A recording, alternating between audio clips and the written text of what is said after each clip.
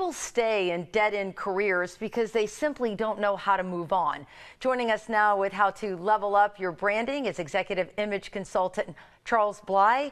Charles, welcome to Bloom. It is so great to see you. It's good to see you again. Thank you for having me. So we're talking about bouncing back, and Yeah. for a lot of people that means finding a new career. We saw a lot of that during the pandemic. Now there's a recession in place and people are looking to reinvent themselves, and you say image is everything. Yeah, it's the byline of my company. Image is everything, and everything is image. Because if you look around everywhere, whether it's on the cover of a magazine, whether it is in the executive world, whether it's in the entertainment industry, everything is about how you look. And when you have been in a job or a career for a long time, sometimes you get a little stale. So we need to freshen that up. And it's one of the things that I talk with my clients about. How you appear when you walk through the door makes a huge statement about who you are and the type of employee you will be. Now, when you say freshen it up, what kinds of things are you advising for people? Everything. Hairstyle, skincare, clothing, shoes, your attitude, and how you sell yourself. Knowing your worth is very important. Humility doesn't get any extra points, and we'll talk about that. Yeah, I want to back up just for a little bit, because knowing your worth is, I think, the place where a lot of us, including myself, tend to fall short. Why is that? Because you work in a corporate situation, not you, it could be anybody, when you are constantly beat down and said, we need you to do more, we need you to produce, you're like a machine. You start to believe yourself being a machine. So you're constantly trying to produce product. If you don't meet your quota or if you don't hit your mark, management comes to you and you don't shake your finger in anybody's face. You're talking down to somebody as an employee. You think you're going to get the best out of somebody doing that? No, the opposite happens. And one of the things that I tell some of my CEO clients is treat your employees like you want to be treated, because you'll get so much more out of them. And I teach people who are not CEOs, people who are changing careers, to know what you're worth. When you walk into that room, tell them what you need, tell them what you want, and tell them what you're going to bring to the company. Because let's say we've got 5 people here who are all trying for the same job, Gail, all have the same education, same type of experience, all pretty likable, all have great references. Who do you choose for the job? You choose the person who wants it the most. You choose the person who shows passion for the job.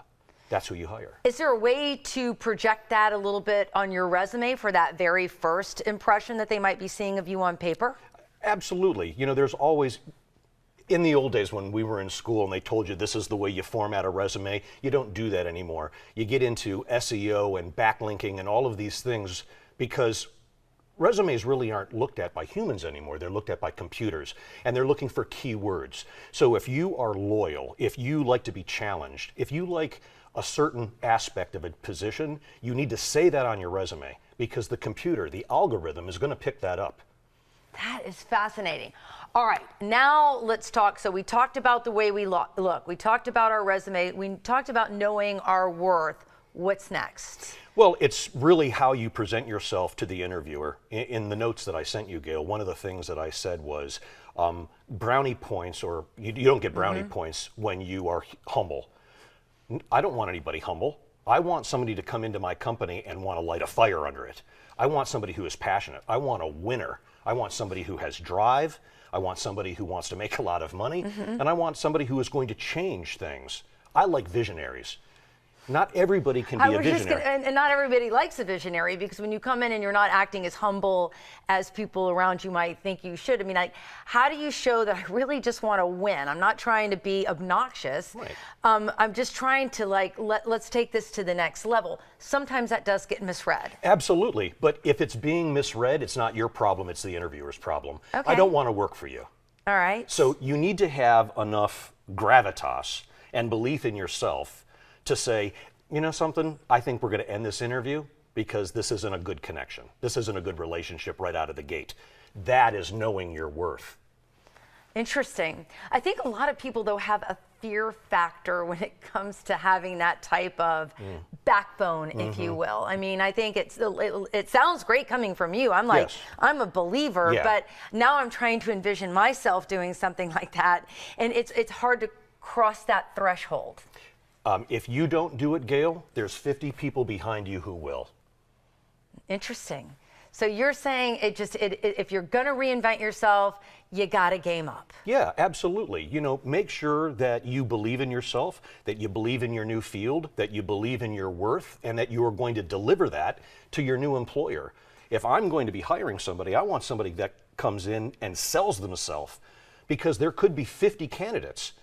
They are all, like I said, they have similar experiences and, you know, a resume and education, references. How do I choose? I'm going to choose who I think is best for the job because they've got a fire in them. They got that fire in them, and they're coming to the table armed with all the things that are necessary, the way they look, the way they present. It all is part of the perfect package. Yeah, and let's not forget, if you are deficient in a certain area, like when I left my career, I had to go back to school because I knew there were areas where I was deficient. Well, you don't get reactive, you get proactive.